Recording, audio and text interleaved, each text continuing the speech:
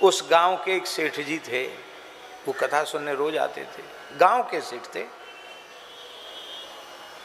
वो आए अपने आप मेरे पास, बोले महाराज जी मेरे मन में बड़ा भाव जग रहा है कि आखिरी भंडारा होना चाहिए, बढ़िया गांव में चर्चा तो हो रही है और मेरे से तो किसी ने कुछ कहा नहीं है, और मेरे मन में भाव जग रहा है कि भंडारा बढ़िया होना चाहिए। बस एक बात है, हमारी इच्छा है कि आप जितने वृंदावन से साधु आए सबके चरण हमारे घर पे पड़ जाएं। हमें बड़ी खुशी हुई कि चलो एक समस्या का समाधान हुआ। हमने कहा वो तो कह रहे थे, अरे बोले महाराज महाकंजूस आदमी। दोस्तों स्वागत है संसार और परलोक में। जीवन में एक पैसा कभी अच्छे काम में खर्च नहीं किया, कुछ ही काम में अच्छे बुरे, माने कंजूसों को इकट्ठा किया जाए तो उनमें प्रथम श्रेणी के होते। तो आपसे भले ही कह गए लेकिन हमें तो विश्वास होता नहीं। अरे मैंने कहा भाई भक्तमाल की कथा सुनी है, विश्वास करो। और सच्ची बात है, उस व्यक्ति ने ही बड़ी उदारता से बहुत विशाल भंडारा किया। लोगों ने कहा कि आपके सेठ जी प्रेरणा कैसे हो? अरे बोले महाराज रोज कथा यही सुनाते थे, साधु जिमाओ साधु जिमाओ साधु जिमाओ। हमारे मन में आ गए चलो भाई जीवन में एक बार जिमा लेते। तो भक्तमाल की कथा होती, वहाँ भोज भंडारे होते हैं। लालदास जी के यहाँ भोज भंडारे शुरू हो गए और भोज भंडारे में तो महाराज कारी रोटी और धौरी दार, समझते हो नहीं समझते? कारी रोटी माने मालपुआ और धौरी दार माने तस्मई खीर।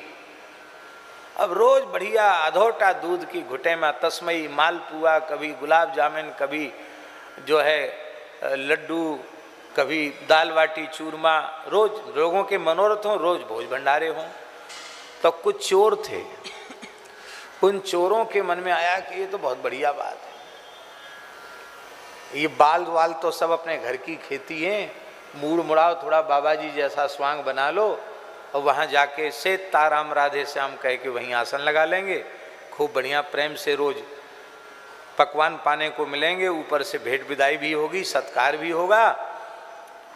और इसी बीच में मौका मिल जाएगा तो कुछ हम हाथ भी मार लेंगे, चोरी वोरी भी कर लेंगे। तो वो थे तो चोर, पर वे सब साधु का बाना बना करके वहीं आ गए। लालदास जी के यहाँ सीताराम राधे श्याम करते हुए आ गए। वहीं उन्होंने अपना आसन वासन रख लिया और खूब भंडारा खाएं, कथा भी सुने। पर उनका विचार तो चोरी का ही था। एक दिन उनको मौका मिल गया तो प्रायः चोर मूर्ति इसलिए चुराते हैं कि उनको लगता है कि पुराने विग्रह हैं, स्वर्ण के होंगे, बहुत कीमत इनकी मिलेगी।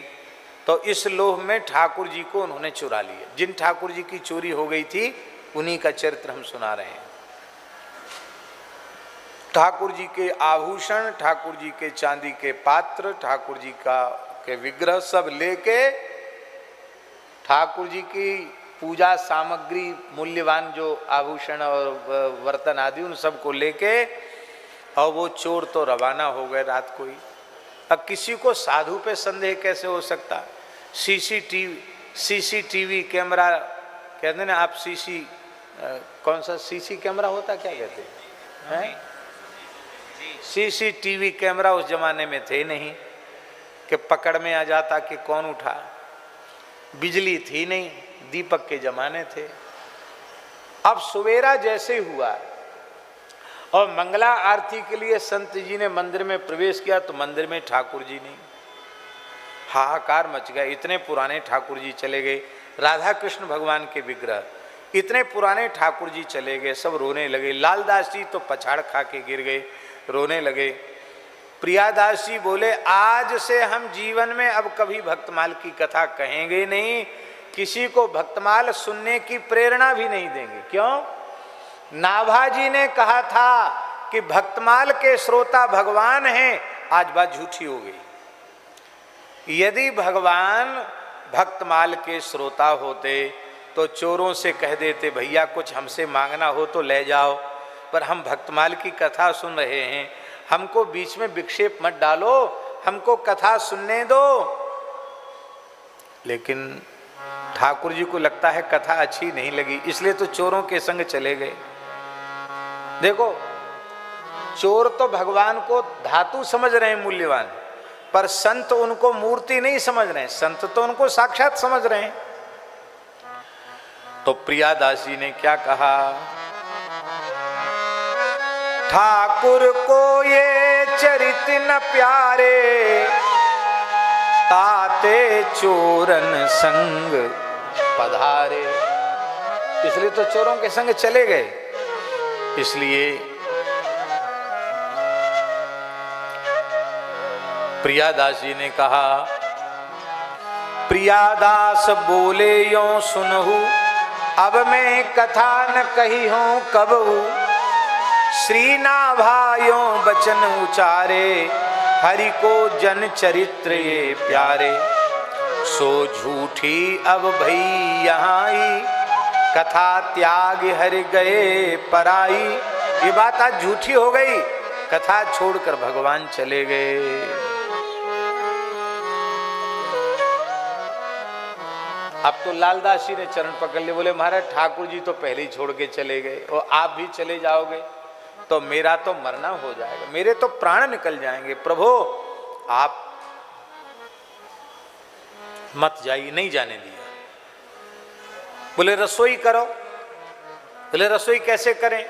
अरे रसोई हम लोग अपने खाने के लिए थोड़ी बनाते हैं, रसोई भगवान को भोग लगाने के लिए बनाते हैं, और भगवान ही चले गए तो हम किसके लिए बनाएंगे और किसका प्रसाद पाएंगे? अब हम कहीं नहीं जाएंगे, आपने रोक लिया है, यहीं बिना खाए पिए यहीं प्राण भले ही त्याग दें और कथा भी नहीं कहेंगे। ऐसी हालत थी। और इधर क्या हुआ, इधर सुन लीजिए। चोर ठाकुर जी को लेके भागे थे। अब भागते भागते बेचारे थक गए, सवेरा हो गया, आधी रात को भागे थे लेके। तो 4 बजे वो जैसे ही थक गए तो जंगल में एक घास की ढेरी थी, वहाँ ठाकुर जी को छिपा दिया। और वहीं जंगल में वो खेत खलिहान होता ना, पुआल का ढेर था, और वहीं वो ठाकुर जी को छिपा के और वहीं चोर थोड़ा विश्राम करने लगा।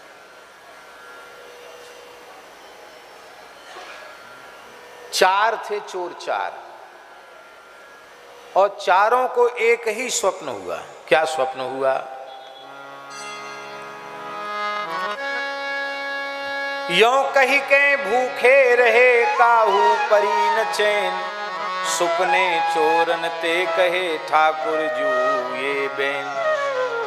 ठाकुर जी ने चोरों से कहा, क्या कहा? मोही जहां को तह करियावो, ना तर तुम बहुत दुख पाओ। हमको जहां से लाए हो वहीं भेज दो, नहीं तो तुम्हें बहुत कष्ट मिलेगा। एक दुख तो ये है कि इतने संत रो रहे हैं मेरे लिए, और दूसरा बड़ा दुख की बात ये है कि हमारी कथा छूट रही है। तो संध्या को कथा होती है, हमारी कथा आज की छूटे नहीं, उसके पहले हमको पहुंचाया वहां, और नहीं तो तुम सबका हम सर्वनाश कर देंगे। दोहरे दुख परे हैं हम पर, चौहरे दुख डारूंगो तुम पर। और सबको ठाकुर जी ने सपने में डांट लगाई तो सब चोर उठे घबरा करके। थे तो सब संत वेश में। और उन्होंने एक दूसरे से कहा, भैया तुम्हें कुछ दिखा? बोले तुम्हें कुछ दिखा, तुम्हें कुछ दिखा, तुम्हें कुछ दिखा? बोले हाँ। ऐसे ऐसे भगवान लाल लाल आंख करके बोल रहे कि जल्दी पहुंचाओ, नहीं तो तुम्हारा सर्वनाश कर देंगे। भैया हमको ये दिखा, हमको भी यही दिखा, हमको भी यही दिखा। अब चोर घबरा के बोले चलो ठाकुर जी को लेके। तो चोर लेके तो आए थे ऐसे ही बांध बूंद के, पर ठाकुर जी साक्षात है, उनकी भावना हो गई। उन्होंने बढ़िया विमान बनाया और विमान में ठाकुर जी को विराजमान किया, और गाते बजाते हुए वो चले। तो दिन में रसोई तो बनी नहीं थी, साधु सब रो रहे थे बैठे बैठे। और शाम को 4 बजे के समय, कथा का समय, जैसे अब कथा हो रही है ऐसी कथा का समय था, उसी समय 2 ब्राह्मण देवता आए। कहा महाराज आप लोग क्यों रो रहे हो? जल्दी से खोल करताल उठाओ, झांझ मंजीरा उठाओ, अगवानी करो। बोले किसकी?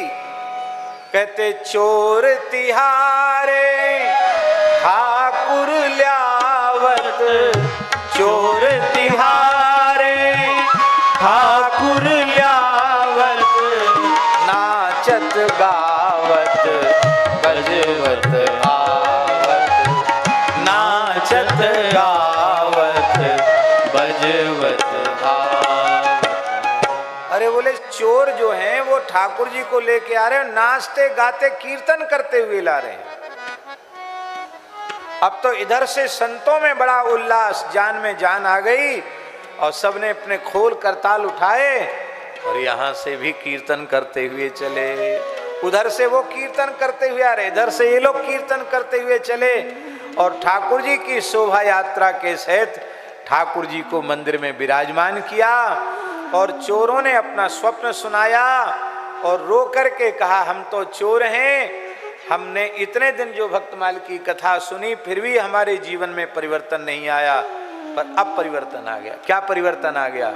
बोले अभी तक तो हम नकली साधु बने थे, पर अब हमें असली साधु बना दो। सब कुछ अर्पित कर दिया और शरीर संसार की आसक्ति ममता को छोड़कर वे सच्चे विरक्त साधु हो गए और सदा सर्वदा के लिए वहीं बस गए। बोलो भक्त वत्सल भगवान की जय। बोलिए भगवान की जय। राजेंद्र दास जी महाराज के श्री चरणों में कोटि कोटि प्रणाम।